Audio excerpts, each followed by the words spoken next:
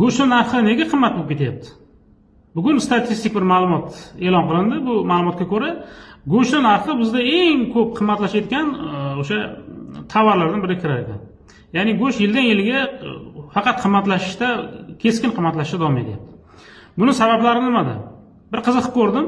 Biz hech qachon go'sht bilan o'zimiz ta'minlay olmagan ekanmiz. Ya'ni biz ko'proq qo'shni davlatlarga bog'lanib qolganmiz. Qirg'iziston, Qozog'iston bizga asosiy go'sht yetkazib beruvchi. Ko'pchilik xabari bormi yo'qmi? Yaqinda Qirg'iziston ham Qozog'iston ham go'shtga bo'lgan go'shtni chetga eksport qilish bo'yicha taqiq qo'ydi.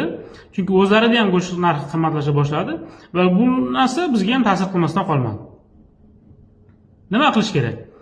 Afsuski bizda o'sha mol go'shtini o'rnini bosuvchi go'shtlarni, tovuq go'shti, baliq go'shtini yeyish madaniyati unchalik shakllanmagan. Misol uchun baliq narxi hozir bozorda go'sht narxiga qaraganda keskin arzon. Tovuq go'shti ham xuddi shunaqa. Menimcha, mana shu ovqatlanish madaniyatini ham o'zgartirishimiz kerak. To'g'ri, bu endi hozir biz ko'p go'sht yeyoryapmiz degan iborani ishlatish niyatim yo'q, lekin haqiqatan ham ko'proq mol go'shti va qo'y go'shti yeyoryapmiz. Shunaqa gaplar do'stlar.